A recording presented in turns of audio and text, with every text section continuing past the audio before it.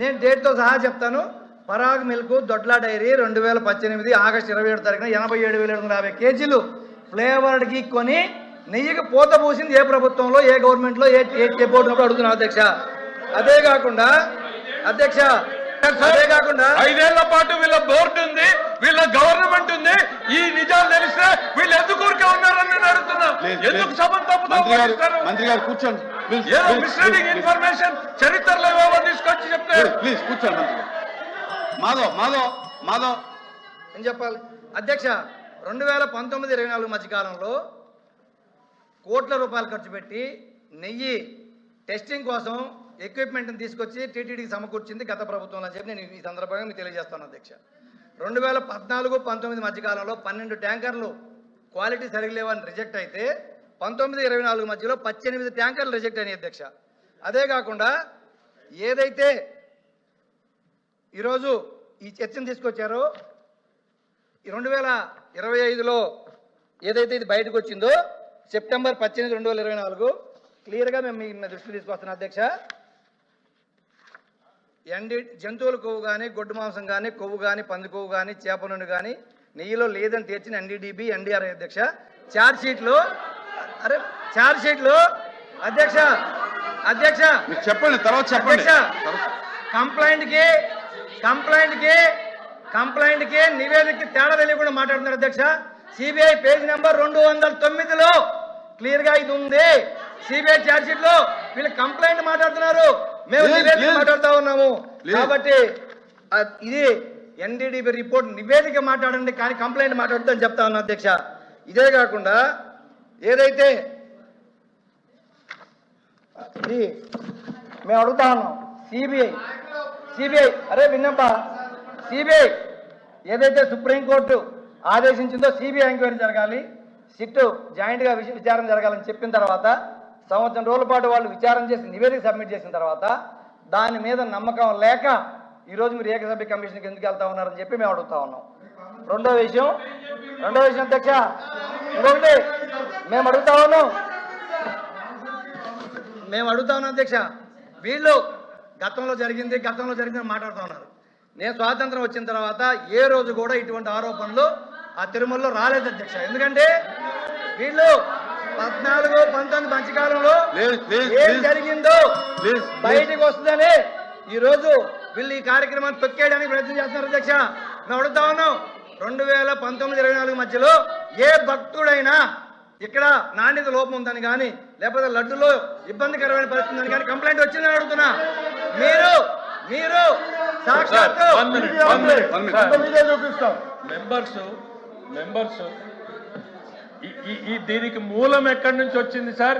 ఇది charge sheet, ఇది వెరిఫికేషన్కి వెళ్ళాలి అనే మూలం ఎక్కడొచ్చిందంటే గౌరవ సభ్యుడు ఏదైతే చెప్పాడో ఎవరైనా భక్తులు మాట్లాడారంటే భక్తులు మాట్లాడడమే కదా అధ్యక్ష. పోర్టులో పనిచేసేటువంటి ఎంప్లాయీస్ వెళ్ళి చైర్మన్ గారికి కంప్లైంట్ చేశారు, అడిషనల్ ఈఓ గారికి కంప్లైంట్ చేశారు. నెయ్యి క్వాలిటీ సరిగ్గా లేదు, లడ్డుగా నిలబడడం లేదు, పొడి అయిపోతా ఉంది, ప్లస్ జారిపోతా ఉంది, 2 రోజులకే చెడిపోతా ఉంది అనేటువంటిది పోర్టు ఎంప్లాయీస్ కంప్లైంట్ చేశారు. ఇంకా భక్తులు వందల్లో వేలల్లో ఉన్నాయి. ఇవన్నింటికి మూలం అక్కడి నుంచి మొదలైతే ఇవన్నీ ఛార్జ్ షీట్లో ఉన్నాయి అధ్యక్ష. ఆ రోజున ఏఈఓ గారు ఏం చెప్పారు? మేము ఆర్గానిక్ గీ తెచ్చాము, అది అట్లే ఉంటుందిలే అని చెప్పారు అధ్యక్ష. మేము మాట్లాడింది వినే పరిస్థితి లేరు. మాట్లాడండి. ఏం మాట్లాడతాం? ఆయన మాట్లాడుతుంది కంప్లీట్ అయితే మేము అడుగుతా ఉన్నాం. ఏదైతే 19-24 మధ్యకాలంలో ముఖ్యమంత్రి గారు కావచ్చు, వాళ్ళ కుటుంబ సభ్యులు అందరూ కూడా తిరుమల తిరుపతి దేవస్థానం మీరు దర్శనం చేసుకున్నారు, ముక్కులు చెల్లించుకుంది కూడా మేము అందరం కూడా చూసాం అధ్యక్ష. ఆ 5 సంవత్సరాల్లో ఏ రోజైనా నాణ్యత లోపం ఉందని చెప్పి మీ కుటుంబ సభ్యులు కానీ మీరు కానీ ఆరోపణ ఎందుకు చేయలేదని అడుగుతా ఉన్నా నేను. 19-24 మధ్యలో మీరు చేయలా. ఇంకొకటి అధ్యక్ష, ఏదైతే మీరు మాట్లాడారో ఏది అయోధ్యకి కూడా లడ్లు పంపించారు, అవి కూడా కల్తీ అని మాట్లాడుతున్నారు.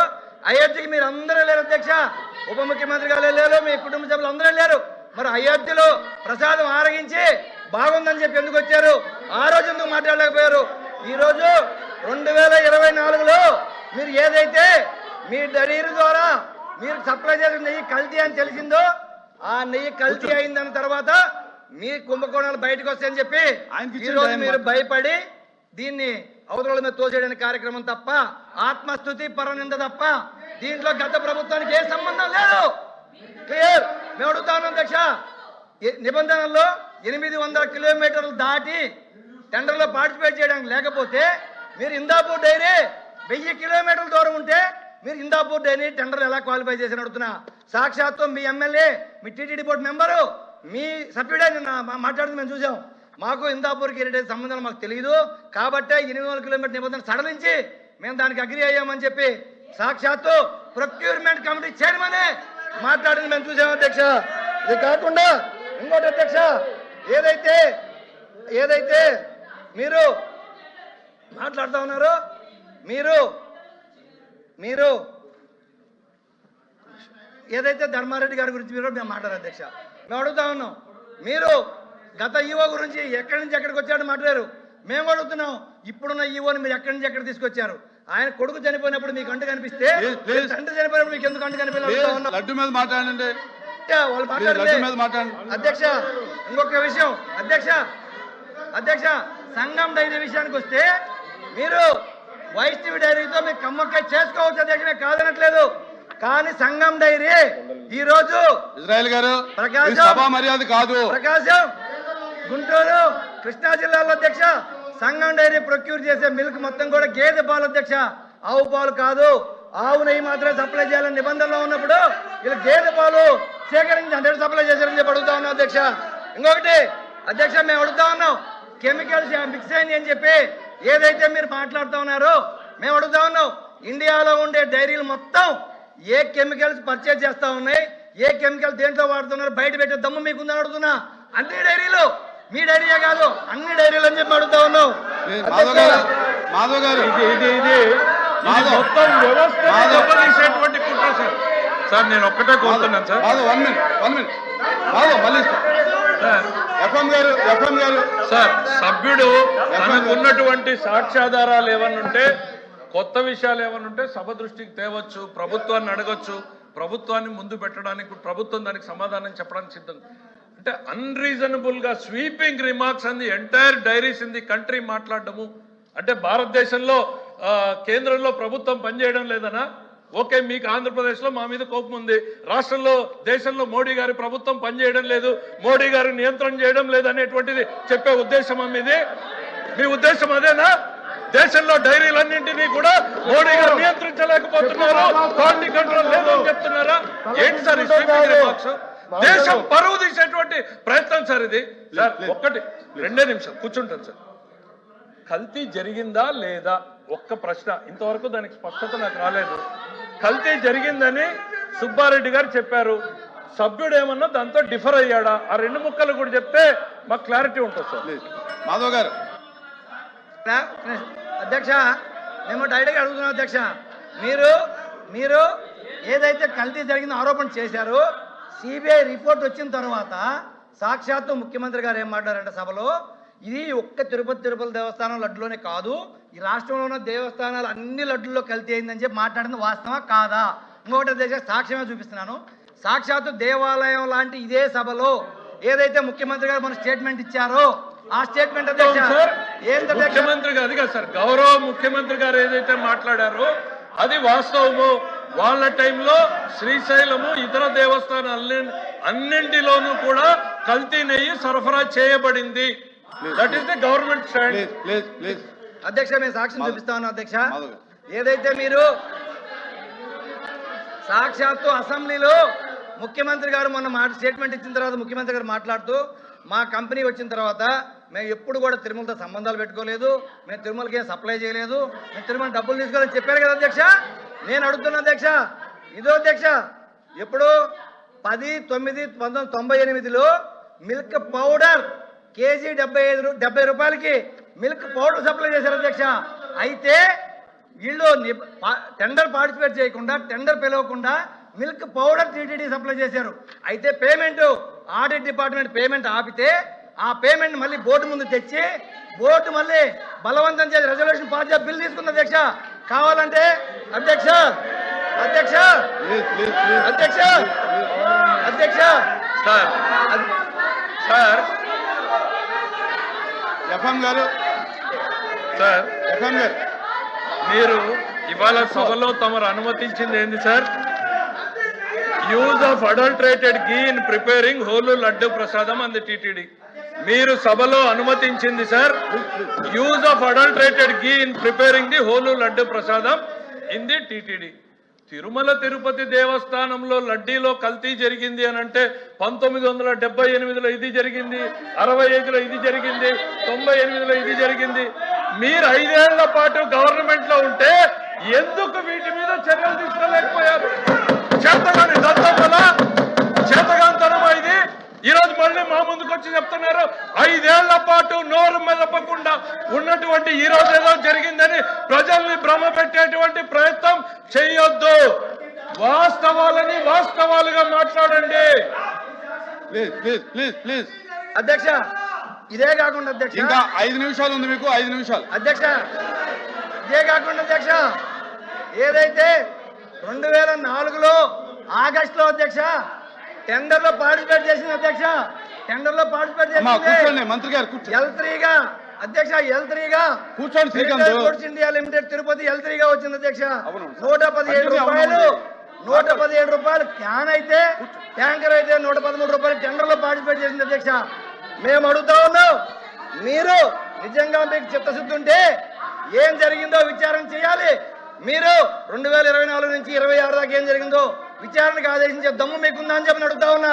అవన్నీ పక్కన పెట్టి 2019-2024 మధ్యలో ఏమీ జరగకపోతే దాన్ని తీసుకొచ్చి ఈరోజు మానేతో వేయాలని చూస్తా ఉన్నారు అధ్యక్ష. ఎట్టే పరిస్థితుల్లో ఇది సమంజసం కాదని చెప్పి మీరు తెలియజేస్తాను అధ్యక్ష. ఇంకొకటి అధ్యక్ష తిరుపతి నెయ్యిలో కల్తీ అనే మాటే లేదు అధ్యక్ష, కల్తీ అనే మాట లేదు. నాణ్యత లోపాన్ని పట్టుకొని వీళ్ళు కల్తీ అని చెప్పి అవతల పార్టీల మీద దుష్ప్రచారం చేయాలని చూస్తా ఉన్నారు అధ్యక్ష. ఇది కేవలం 321 రూపాయల నుంచి 658 రూపాయలు పెంచుకోవడం కోసం జరిగిన కుట్ర తప్ప ఎక్కడ నెయ్యిలో కల్తీ లేదు. ఈ ప్రపంచంలో ఉండే హిందువుల మనోభావాలు అందరూ సాక్షిగా చెప్తున్నావు, కల్తీ లేదు లేదు లేదు. మీరు మీ వ్యాపారాల కోసం, మీ ఆదాయాల కోసం తిరుపతి దేవస్థానాన్ని అడ్డం పెట్టుకొని ఈ రోజు రాజకీయాలు చేయాలని చూస్తుంది మీరు. మేము కాదు, ఏ ఆధారం కావాలన్నా, ఏ సాక్ష్యం కావాలన్నా నేను మీకు ఇస్తాను అధ్యక్ష. ఇస్తాను, ఏ సాక్ష్యం కావాలన్నా, ఏ ఆధారం కావాలన్నా ఇస్తాను. పాలు తాగి ప్లీజ్ కూర్చోండి ప్లీజ్ కూర్చోండి.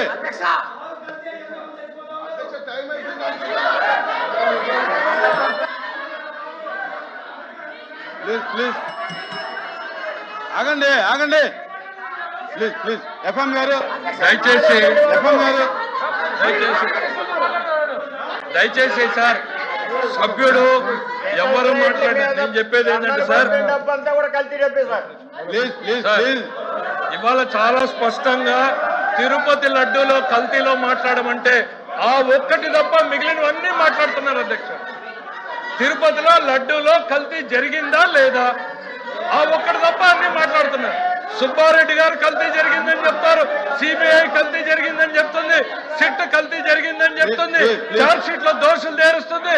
19.5 కోట్లు 19,50,00,000 రూపాయల హవాలా డబ్బు తిరుపతికి వచ్చింది అనేటువంటిది నిర్ధారించింది.